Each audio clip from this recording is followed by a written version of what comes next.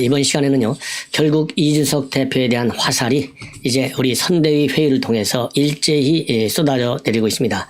자, 제가도 말씀드렸지만은요, 이 전쟁 중에 사령관이 전쟁 수행하는 방식에 좀, 이견이 있다고 그래가지고, 내가 전쟁 못하겠다 하고, 이 사령관이 전장을 떠나는 거, 이런 사령관 본 적 있어요? 이건 뭐 소설에도 나오지 않겠습니까? 안 나오는 거 아니겠어요? 나올 수 없는 거 아니겠어요? 바로 이러한 상황이 현재 이준석 대표의 선대위 사퇴 파동이라고 보는데, 여기에 대해서 윤석열 후보 한 일주일 정도 기다렸는데 오늘 직격탄을 날렸고요. 윤석열 후보만이 아니고 김종인 이 위원장을 비롯한 이 선대 위원장들이 일제히 포화를 퍼부었습니다. 이제는 이준석 대표 더 늦기 전에요. 정말 이준석 대표 36살의 이준석 대표를 뽑아준 우리 당원과 국민의 의사에 반하는 행동을 이제는 중단해야 되는 것이 아닌가. 저도 강력히 촉구합니다. 조속한 복귀를. 자, 그래서 오늘 이 선대위 회의에서 쏟아져 내린 이준석 대표에 대한 이 비판 반응문들을 상세하게 여러분들께 한 명 한 명씩 제가 소개해 드리도록 하겠습니다. 먼저 윤석열 후보인데요. 이제 선거가 얼마 남지 않아서 비상 상황이다. 굉장히 중요한 시기인데 누구도 제3자적 논평가나 평론가서 돼서는 곤란하고 직접 문제를 해결하는 자세를 가져야 하고 국민을 설득하고 지지를 이끌어내야 한다. 여기서 누구도는요. 대표적인 게 이준석 대표고 그 다음으로 생각하라면 홍준표 의원 정도가 아닌가 이렇게 판단이 되는 대목입니다.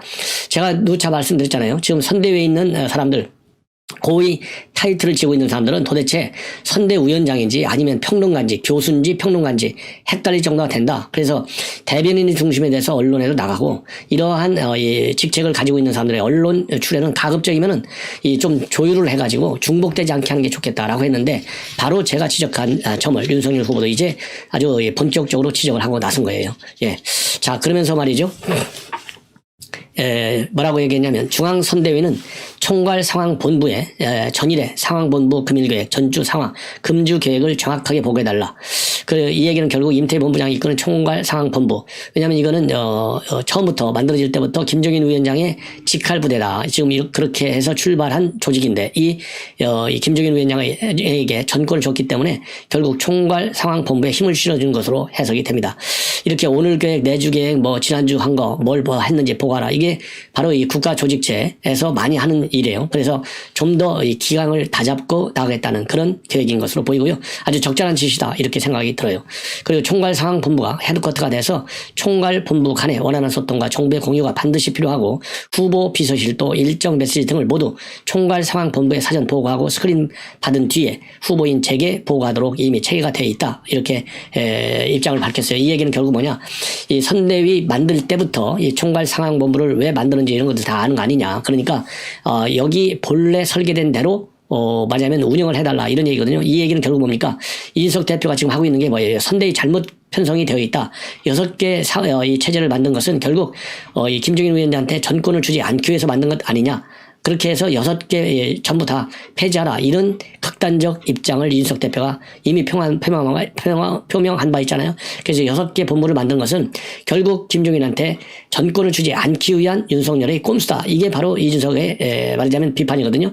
이런 비판을 감안해서 말하자면 선대위 전면 개편할 필요가 없다. 총괄상관본부의 G탑 역할을 제대로 할 수 있게 해주면 될 것 아니냐. 이런 윤석열 후보의 대안 제시라고 봅니다. 그러면서요. 당 조직을 대선 과정을 통해 재건하고 강한 정당을 만들어서 대선 지방선거 총선 승리에 기반을 구축해야 하고 당은 상명하복의 하이에라르키 조직이 아니다. 당원이 당의 중심이다. 다만 당원 누구도 당의 공식 결정과 방침에 따라야 한다. 여기서 당원 누구도 이준석, 홍준표 얘기하는 겁니다. 그렇지 않으면 이것은 당 조직이 아니다. 누군가의 지시를 기다리면 안 되고 스스로 한 사람 한 사람이 대선 후보라는 생각을 해달라. 지역구에서 조직을 점검 보강하고 국민 지지 결집을 위해 노력해야 한다. 한마디도 더 할 것도 없고 뺄 것도 없네요. 예, 이대로 지금 운영이 돼야 돼요. 저도 이제 공무원만 30여 년 했는데 이렇게 이 G 부서에 뭘 했는지 지난주에 뭘 했는지 앞으로 뭘 할 건지 오늘 지금 뭐 하고 있는지 이거 보고는요. 기본의 기본 ABC예요. 아마도 우리 시청자 여러분들께서 충분히 이해할 것 같은데 이 얘기는 여태까지 선대위가 기본적 기능마저도 제대로 하지 않은 상태로 한 달이 흘러왔다. 이거를 간접적으로 반증하는 이 발언이 아닌가 그런 생각이 듭니다. 자, 여기에 대해서 말이죠. 이준석 대표가 바로 칼같이 반박문을 내놨습니다. 자, 뭐라고 반박문을 내놨느냐. 누구나 본인이 속한 조직에서 더 나은 결과를 위한 제언을 하는 것이 민주주의라고 생각한다. 자, 여기서요. 더 나은 결과를 위한 제언, 민주주의 맞아요. 이거는 근데 반만 맞고 반은 틀려. 재언을 하더라도요, 밖에서 지금 우리 손대위 상임위원장 자리를 가지고 있잖아요. 이 타이틀을 지 멋대로 버리고 밖에 나가서 뛰어다니면서 재언하는 것은 이건 재언이라고 볼 수가 없어요. 이거는 민주주의 토론의 틀을 벗어난 거야. 그래서 이거는 민주주의 말을 이준석 대표가 너무나 자기에게 유리하게만 아전인수격으로 해석하는 것이 아니냐. 이런 비판을 받기에 충분한 대목이다. 그리고 당 대표가 당을 위해 하는 재언이 평론 취급을 받을 정도면 언론은 막혔다는 인상을 줄 수 있고 평론은 평가에 그치지만 재언은 대안을 담고 있다. 이 대목도 말이죠. 평론이라고 해서 대안을 안 담는 게 어디가 있어요. 평론도 대안이, 아니, 나와 있는 대책을 비판하는 게 평론 아니에요. 그러면 내가 어떤 A라는 대안을 비판했으면, 이 내용을 비판했으면 거기에 대한 대책도 내놓는 게 평론이죠. 그래서 이 인식은 말이죠. 지나치게 어떤 특정 컨셉과 이 워딩을 너무나 아전인수격으로, 이건 민주주의 교육이 잘못된 것 같아. 이런 측면에서 보면요. 예. 그리고 재언이든 제안이든 간에 절차, 즉, 민주적으로 설정된 절차가 뭡니까? 선대위가 지금 민주적으로 만들어졌잖아요. 그러면 만들어진 이 구조 안에서 토론도 하고 재언도 하고 그래야 당당한 것이 밖에 나와서 혼자 투쟁하면서 지금 아무도 이준석 대표 이런 투쟁을 인정을 안 하잖아요. 잘못됐다고 하잖아요. 10명이. 그러면 고집을 꺾어야죠. 아이고 김건희 씨한테 죄송합니다. 사과하라고 할 게 아니라 본인이 사과하고 빨리 이제 와야죠. 이거는 당원에 대한 도의가 아니야. 지난 6월 달에 왜 우리가 이준석 대표를 했습니까? 기득권을 타파하자. 혁신을 하자 하는 거 아니에요? 이게 지금 한 번도 아니고 두 번째잖아요.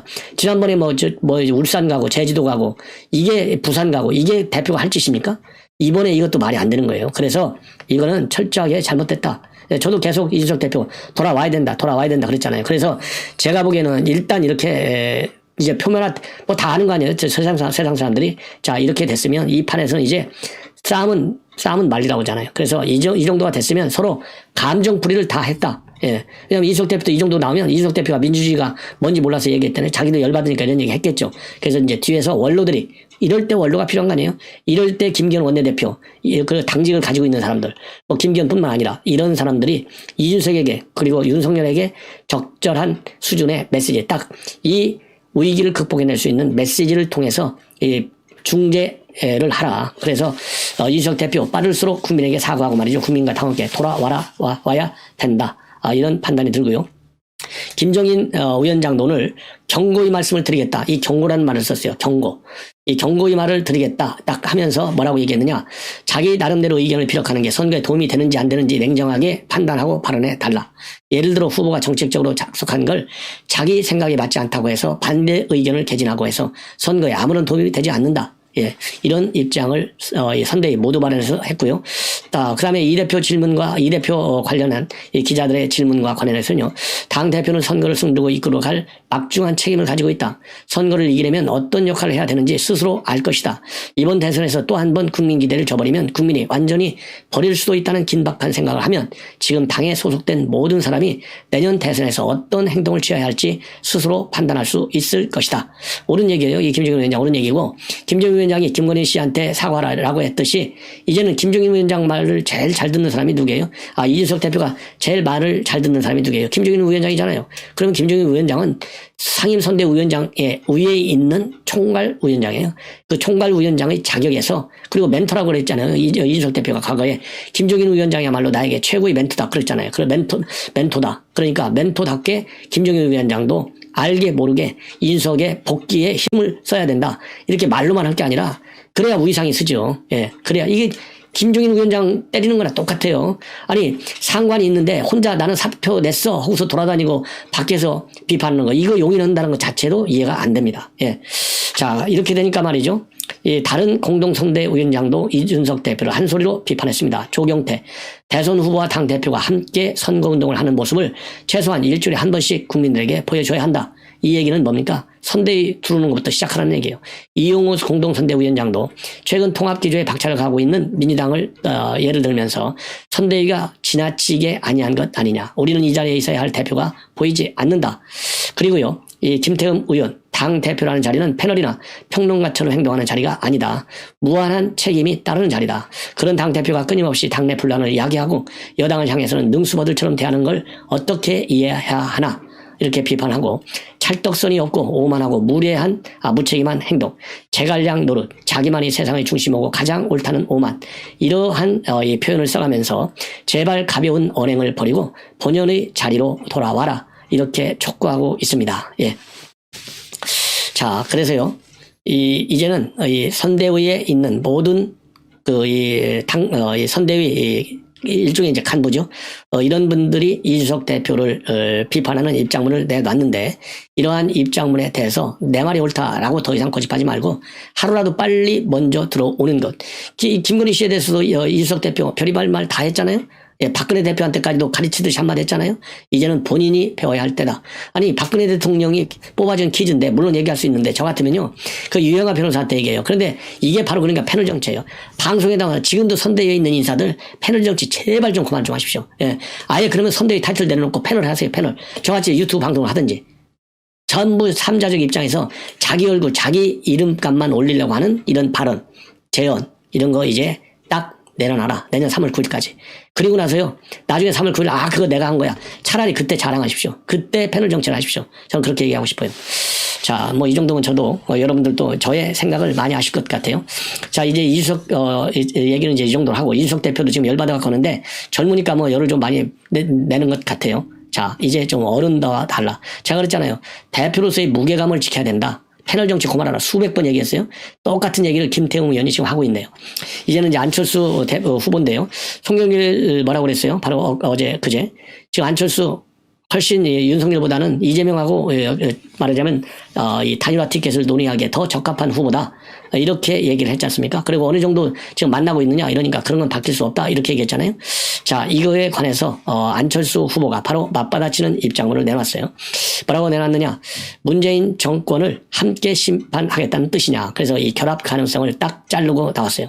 송 대표 발언은 민주당 후보의 한계를 자인하고 이를 덮기 위한 정략적인 판 흔들기용 발언임을 우리 국민들도 알고 계실 것이다. 송 대표의 발언은 양당 후보들의 도덕성과 자질에 대한 의구심이 점점 더 커지고 있는 상황에서 더 좋은 정권 교체, 새롭게 준비된 안철수에 대한 높은 관심 때문일 것이다.